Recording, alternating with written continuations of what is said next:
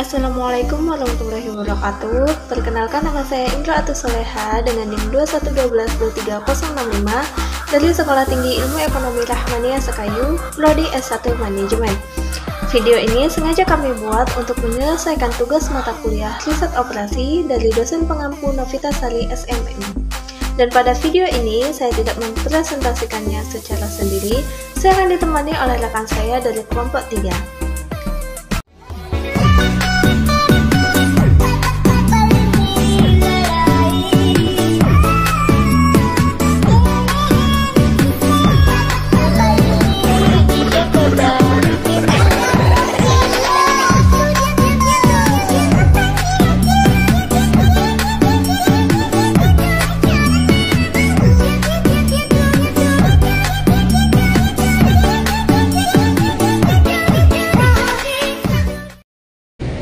Assalamualaikum warahmatullahi wabarakatuh.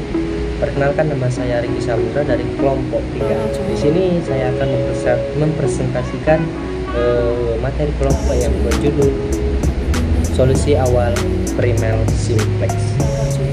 Oke, baiklah, langsung saja masuk ke materi yang awal, yaitu metode simplex. Salah satu teknik penentuan solusi optimal yang digunakan dalam pemrograman linear adalah metode simplex. Penentuan solusi optimal menggunakan metode simplex didasarkan pada teknik eliminasi Gauss-Jordan. Penentuan solusi optimal dilakukan dengan memeriksa titik ekstrim satu persatu dengan cara perhitungan iteratif, sehingga penentuan solusi optimal dengan simplex dilakukan tahap demi tahap yang disebut dengan literasi.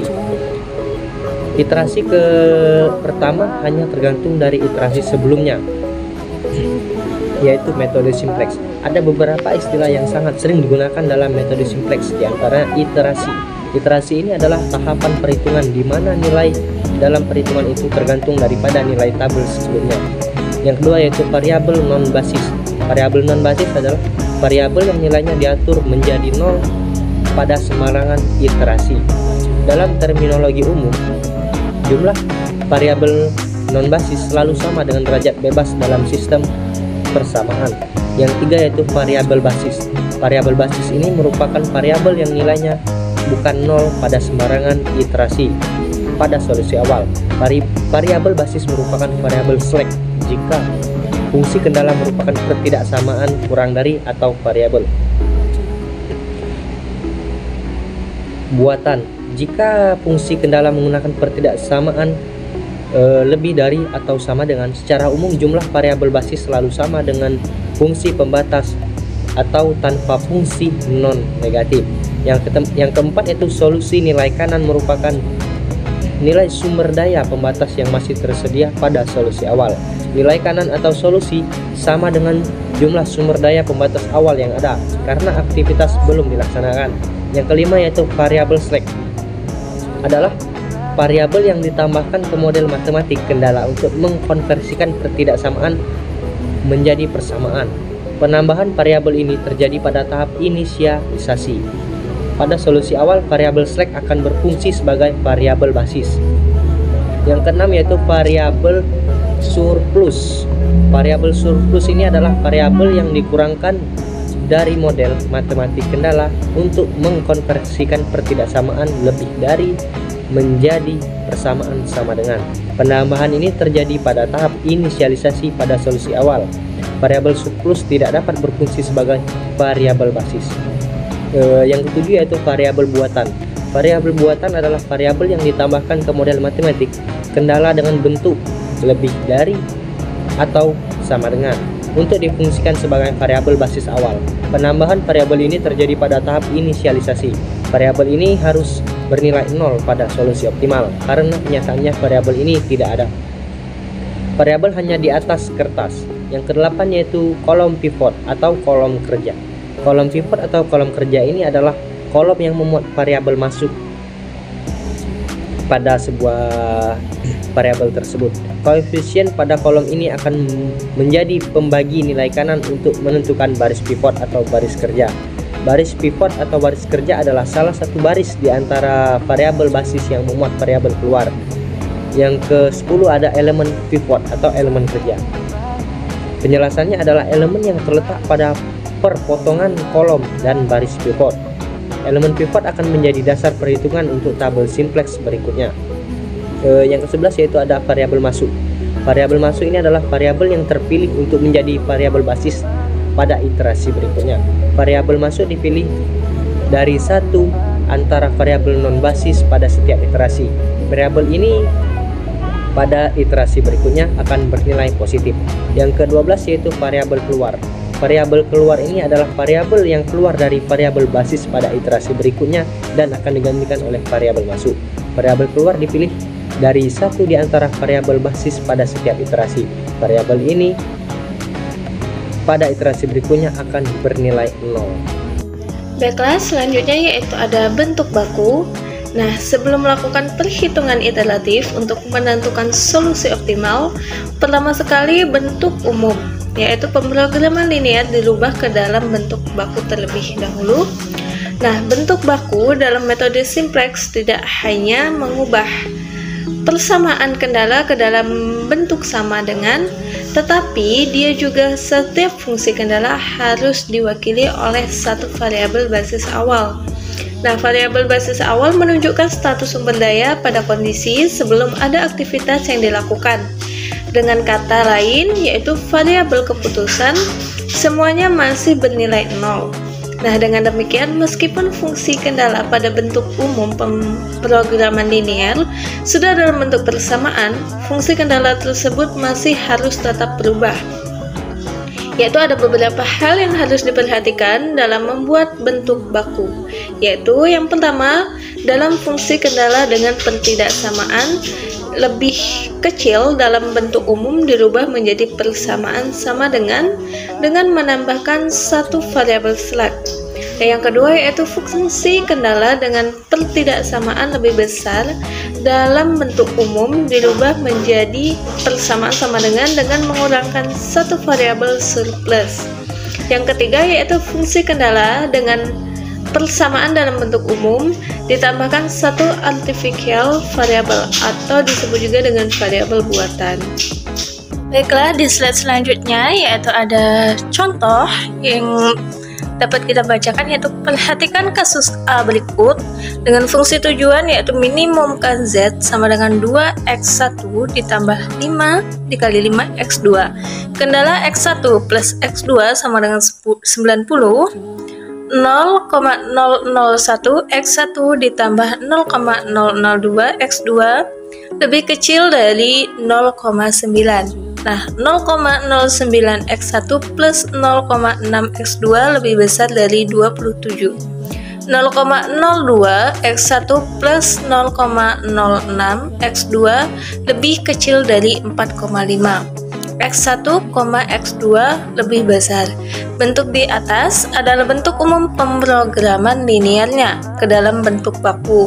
Model matematik tersebut akan berubah menjadi fungsi tujuan minimumkan Z sama dengan 2x1 ditambah 5,5x2 dengan kendala x1 ditambah x2 ditambah s1 sama dengan 90. 0,001 x1 ditambah 0,002 x2 ditambah s2 sama dengan 0,9. 0,09 x1 ditambah 0,6 x2 dikurang s3 ditambah s4 sama dengan 27. 0,02 x1 ditambah 0,6 x2 ditambah s5 sama dengan 4,5. x1, x2, s1, s2, s3, s4, dan s5 lebih besar dari 0.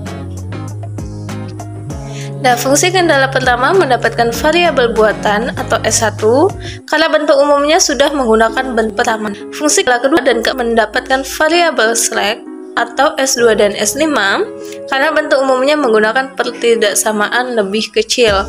Sedangkan fungsi kendala ketiga mendapatkan variabel surplus atau S3 dan variabel buatan atau S4 karena bentuk umumnya menggunakan pertidaksamaan.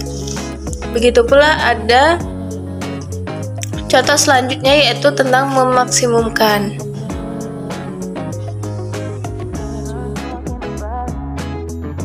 Pembentukan tabel simplex. Nah, dalam perhitungan iteratif kita akan bekerja menggunakan tabel.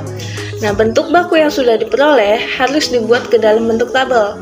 Semua variabel yang bukan variabel basis mempunyai solusi atau nilai kanan sama dengan 0 dan koefisien variabel basis pada baris tujuan harus sama dengan 0. Oleh karena itu, kita harus membedakan pembentukan tabel awal berdasarkan variabel basis awal, dan juga dalam subbab ini kita hanya akan memperhatikan fungsi kendala yang menggunakan variabel select dalam bentuk bakunya. Sedangkan yang menggunakan variabel buatan akan dibahas pada subbab lainnya. Mari disimak. Baiklah, pada slide selanjutnya pun kita akan pembahasan dalam langkah-langkah penyelesaian. Nah, di sini terdapat beberapa langkah penyelesaian, yaitu yang pertama, periksa apakah tabel layak atau tidak. Nah, kelayakan tabel simplex dilihat dari solusi atau nilai kanan.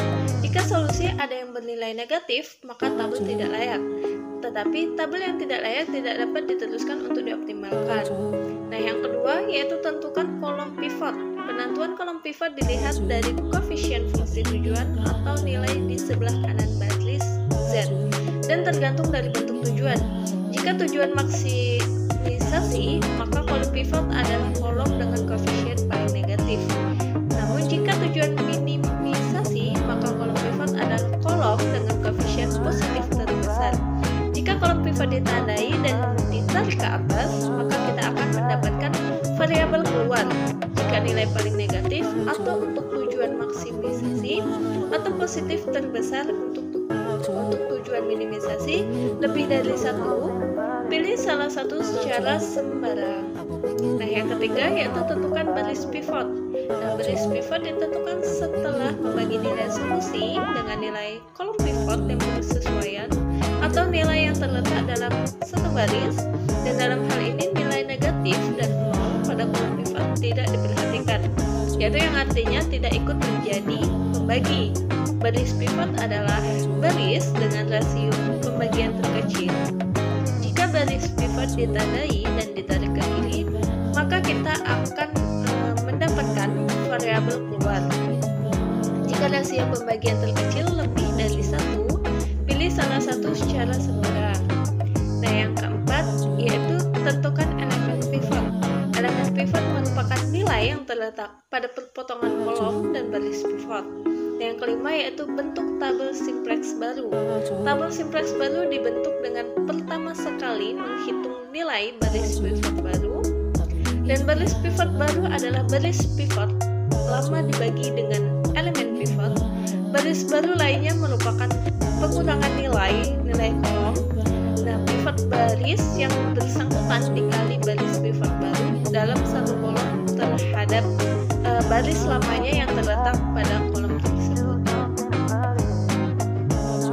Nah, yang keenam yaitu periksa apakah tabel sudah optimal.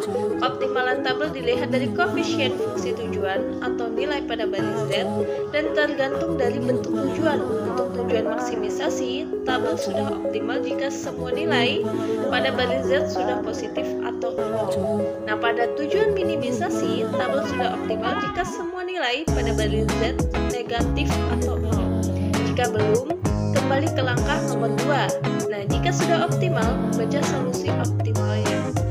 Lanjut ke metode yang kedua yaitu metode simplex primal. Dalam RM, semua batasan berjenis lebih dari dan sisi kanan semua batasan non atau min BVS awal yang layak pada semua variabel select. Untuk kasus persamaan yang pembatas bertanda sama dengan, kita tidak memperoleh solusi basis feasible awal karena tidak ada variabel yang select. Yang dapat dipakai sebagai variabel basis awalnya adalah daerah feasible yang hanya berupa segmen garis. Demikian juga dengan kasus persamaan pembatas, kita tidak memperoleh solusi basis feasible awal karena ruas kanannya berharga. Hal yang perlu dilakukan untuk menambahkan variabel buatan atau artificial variable untuk starting solution dan selanjutnya menekan penalti pada artificial variable. Dalam fungsi tujuan, metode simplex primal menggunakan dua metode penggunaan penalti, diantaranya yang pertama yaitu metode M dan yang kedua metode tahap. Baiklah, pada slide selanjutnya beberapa contoh ada beberapa tabel yang dapat kalian lihat. Nah, dari beberapa metode tadi terdapat beberapa teknik, yaitu ada teknik 2 tahap. Terlatar belakangkan dari teknik tadi yaitu adanya kemungkinan kesalahan pada perhitungan dari teknik M untuk pemberian nilai konstanta yang terlalu besar. Nah, langkah tersebut yaitu yang tahap pertama digunakan tambahkan artificial var berbentuk fungsi tujuan baru yang meminimalkan jumlah artificial var. Jika nilai minimum dari fungsi tujuan baru sama dengan 0, masalah tersebut memiliki solusi yang layak. Apabila jika nilai minimum dari fungsi tujuan baru sama dengan plus, masalah tersebut tidak memiliki solusi yang layak. Dan tahap yang kedua yaitu gunakan solusi dasar optimum tahap 1 sebagai solusi awal. Di sini juga terdapat lagi contoh-contoh 2 tahap dan juga ada beberapa tabel.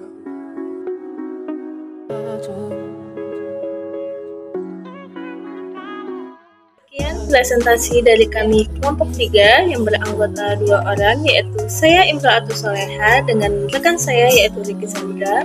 Kami mengucapkan banyak terima kasih telah menyimak video ini dan juga kami mengucapkan mohon maaf apabila ada kesalahan dalam penyampaian kami. Kami akhiri, wassalamualaikum warahmatullahi wabarakatuh.